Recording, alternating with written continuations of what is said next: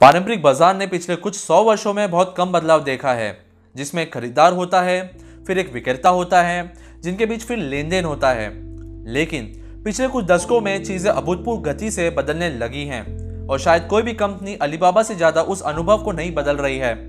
Alibaba दुनिया के सबसे बड़े खुदरा विक्रेताओं में से एक है। कंपनी के पास हर महीने अपने शॉपिंग ऐप का उपयोग करने वाले 500 मिलियन से अधिक लोग हैं।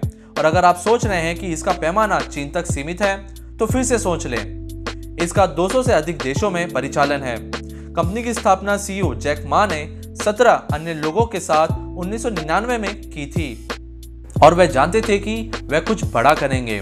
अलीबाबा ने इतिहास में सबसे बड़े आईपीओ के लिए रिकॉर्ड स्थापित किया, जो 2014 में न्यूयॉर्क स्टॉक एक्सचेंज में हुआ था। और 2017 में अलीबाबा एशिया की पहली कंपनी बनी जिसने $400 बिलियन के वैल्यूएशन मार्क को पार किया, एक सम्मान जो पहले केवल अमेरिकी कंपनियों के पास था। अलीबाबा अन्य ई कॉमर्स दिग्गजों में से है जो इस बाजार को इस पे लाए हैं। कंपनी 3 मुख्य साइट से बनी है, जैसे ताओबाओ, टीमॉल और alibaba.com। सब मिला के उनके पास लाखों उपयोगकर्ता हैं और लाखों व्यापारी और व्यवसायों को मेजबानी करते हैं, जिसका अर्थ है कि वे किसी के लिए कहीं भी किसी भी चीज के लिए इस्तेमाल करे जा सकते हैं। तो ये कैसे काम करता है? मिलिए हमारी काल्पनिक कार्टून अनीता से। वह बेजिंग में रहती हैं। अनीता एक नया ब्लेंडर खरीदना चाहती हैं, इसलिए वह ताओबाओ पर लॉगिन करती हैं। वे एक ढूंढती हैं जो उन्हें पसंद आ रहा है। मान लेते हैं वह जोएल द्वारा बेचा जा रहा है। वे संघाई में रहते हैं और ब्लेंडर बेचते हैं एक मूल्य पर व्यक्तियों के लिए। जब अनीता चेकआउट करने जाती हैं तो वे अपने क्रेडिट कार्ड का उपयोग नहीं करती हैं। वे आइटम खरीदने के लिए अलीपे का उपयोग करती हैं। इसे पेटीएम की तरह मान लीजिए। जोएल फिर अनीता से अलीपे का भुगतान स्वीकार करते हैं। तो जोएल, जो कि एक सप्लायर हैं, उन्हें ये ब्लेंडर कहाँ से मिले?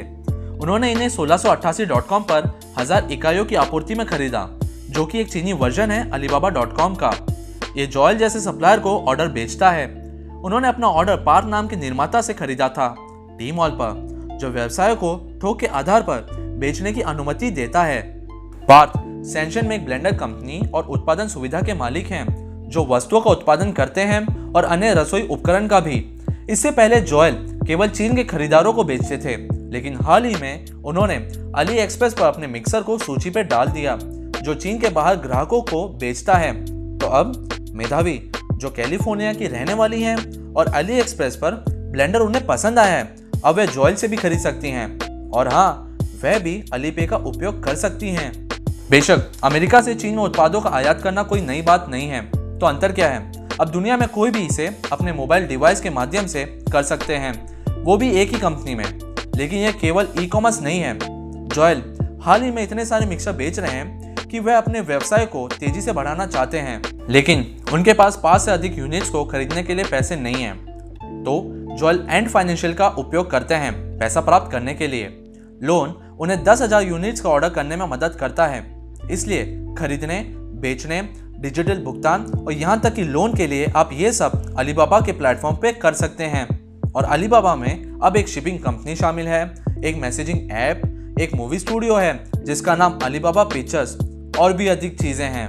अलीबाबा का विकास मुख्य रूप से चीन की भारी आबादी पर निर्भर है और उसकी बढ़ती मध्य वर्ग पर। लेकिन जैक मा कंपनी का दुनिया में वर्चस्व चाहते हैं। यही कारण है कि अलीबाबा अन्य बाजारों की कंपनियों में भारी निवेश कर रहा है। बाजार, जैसा कि हम जानते थे, वह हमेशा के लिए बदल गया है और यह सब अलीबाबा जैसी कंपनियों की वजह से हो रहा है।